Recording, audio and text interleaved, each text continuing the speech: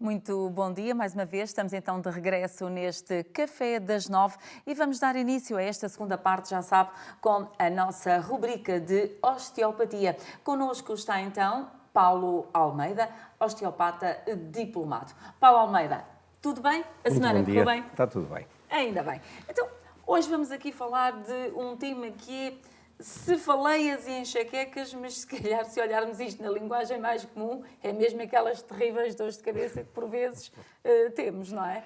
É verdade, as cefaleias são precisamente a designação que se dá às dores de cabeça. As dores de cabeça, elas podem se dividir em dois grupos, digamos assim. As cefaleias secundárias, em que têm, digamos assim, um fator predisponente, um fator patológico, podemos estar perante, e são precisamente aquelas que devem preocupar mais, porque poderemos estar perante um tumor, um aneurisma, uma simples gripe, febre, problemas ao nível visual, ao nível auditivo, portanto, podem precisamente ser a causa para essas dores de cabeça e então aí serem devidamente diagnosticadas e serem acompanhadas pelos seus respectivos médicos assistentes e especialistas. Depois temos um outro grupo, as cefaleias primárias, em que então aí a grande maioria estamos a falar nas cefaleias tensionais, e nas enxaquecas. As enxaquecas são efetivamente mais limitantes, em que levam, têm um estado de intensidade de médio a intenso, chega muitas vezes a levar ao ponto de uma duração de 4 a 72 horas, onde leva muitas vezes à abstinência ao trabalho, onde as pessoas têm que faltar ao trabalho. Aí o comprometimento, para além do mal-estar, também para a vida da pessoa, porque uma baixa médica poderá ter só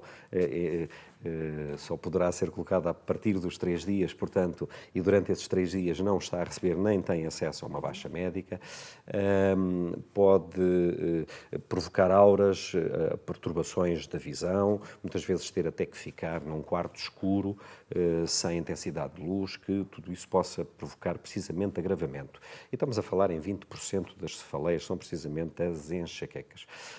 As cefaleias tensionais têm uma origem de tensão, ou seja, não apanha só um lado, não chega a ter um comprometimento tão grande nas enxaquecas que muitas vezes leva até a náuseas e má disposição e até muitas vezes chegam até a vomitar.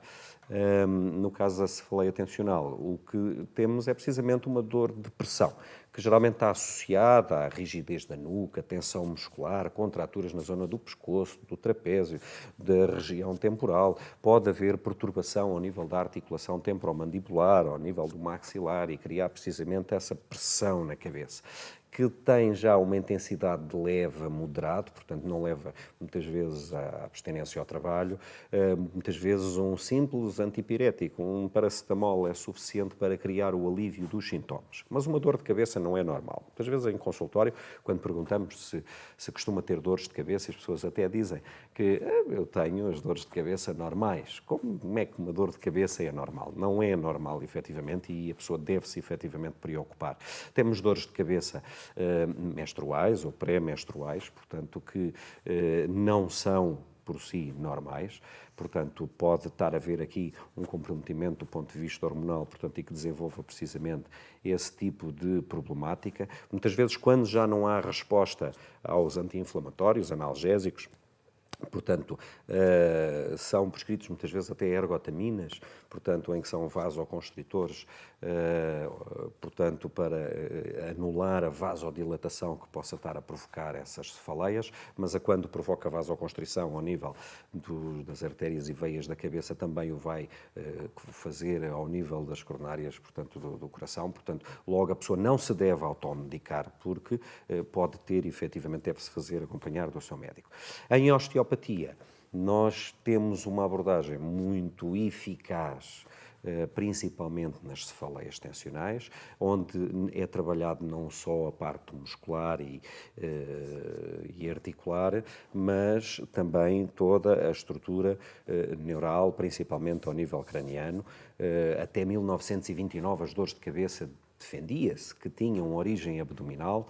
Depois, em 1929, inventou-se um equipamento que se chama eletroencefalograma, e a partir daí as dores de cabeça deixaram de ser noutro local que não seja efetivamente na cabeça. Há alguma preocupação também com uma pequena percentagem da farmacodependência, em que a pessoa toma medicamento para aliviar a dor de cabeça ou a cefaleia, e se não toma um medicamento tem uma cefaleia. Se tem uma cefaleia, toma um medicamento. Então, quer dizer que entra-se num ciclo vicioso, e esse ciclo vicioso já não nos podemos preocupar só com a dor de cabeça, mas sim com a toxicidade, ou seja... Depois as coisas ficam camufladas, não é? Exatamente, portanto, se há uma dor, o medicamento simplesmente vai camuflar precisamente a dor de cabeça. E depois pode-se entrar no tal ciclo vicioso, em que se entra num estado de dependência e que aí já é necessário trabalhar outras regiões, precisamente para facilitar a drenagem do fígado e a drenagem corporal de todo esse químico ao qual a pessoa se vai precisamente tornando dependente. Não é? Muito bem, já percebemos que uma dor de cabeça, então, não é nada normal, é porque algo não está bem. Contudo, se isso acontecer de vez em quando, podemos facilitar ou nem por isso? São as cefaleias infrequentes, portanto, não são todos os dias. Lá está, pode acontecer em determinados períodos, acompanhado, por exemplo, de um período menstrual. Pode acontecer em situações em que eu fiquei deitado no sofá durante algum período, numa posição incómoda e que realmente provocou essas tensões. Essas são aquelas que são, efetivamente, não são generalizadas, portanto, e acontecem pontualmente, mas que estão precisamente identificadas. Agora, quando todos os meses eu tenho uma ou duas dores de cabeça, em que muitas vezes até me deito com dor de cabeça e acordo com dor de cabeça, portanto, uma alteração postural pode levar a uma cefaleia. Portanto, quando há uma hiperlordose, em que há um deslocamento do eixo de gravidade do corpo e a cabeça vai acompanhar precisamente o apoio, o eixo de gravidade do corpo vai aplicar tensão. E essas tensões devem ser eliminadas porque vão provocar naturalmente dores de cabeça. Depois temos também a questão psicossomática, ou seja, nós temos uma memória do passado e estamos constantemente a planear um futuro. Muitas vezes circunstâncias traumáticas da nossa vida em que se podem manifestar precisamente com uma dor de cabeça. Aí já não temos propriamente a preocupação com uma origem ou com o estímulo ou com a causa, mas sim com a modulação da dor, ou seja, acaba por haver precisamente este processo em que, quando eu vou estar sujeito a determinado stress, se vai manifestar essa dor de cabeça, porque o corpo vai reagir desta forma, através da vasodilatação, através de um processo de defesa do corpo e que pode desembocar este tipo de dores. Portanto, e aí ser importante termos essa sensibilidade, não só do ponto de vista sintomático, mas também saber do ponto de vista emocional, qual é o estado da pessoa que pode influenciar. Exatamente. Muito bem. Então, de que forma é que com a osteopatia podemos diagnosticar isto das dores de cabeça? Ora bem, o diagnóstico nas cefaleias secundárias deve fazer-se acompanhado do seu médico e fazer um conjunto de uma avaliação clínica para perceber se não há um fator patológico que esteja precisamente a provocar essa dor. Não quer dizer que a osteopatia não possa, nestas circunstâncias, ajudar, mas estamos a falar numa patologia que está a provocar dores de cabeça. Desde o momento em que não haja uma patologia associada, foi como eu disse, portanto, nós vamos tentar perceber se há tensões e anular essas tensões, se há alterações posturais e anular essas alterações posturais, se há hábitos, tentar compreender quais são os hábitos da pessoa.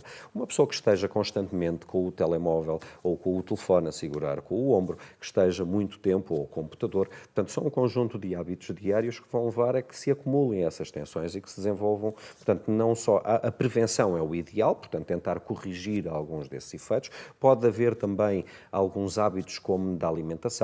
Um jejum prolongado pode provocar precisamente essas cefaleias.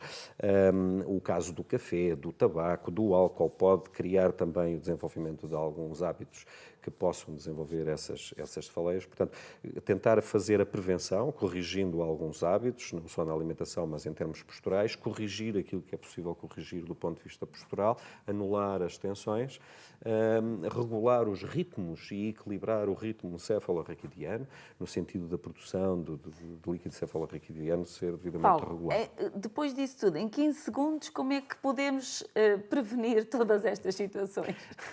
O que é que não devemos fazer? Se compreendermos que há hábitos que levam precisamente a esse estado, devemos identificá-los e corrigir esses hábitos.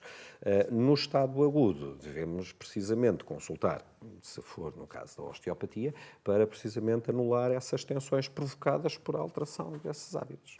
Muito bem, Paulo, obrigada. É assim que fica esta rubrica de hoje de osteopatia. Estivemos a falar assim mais simplesmente das dores de cabeça e, portanto, há algo que pode fazer prevenir posturas, por exemplo, é essencial.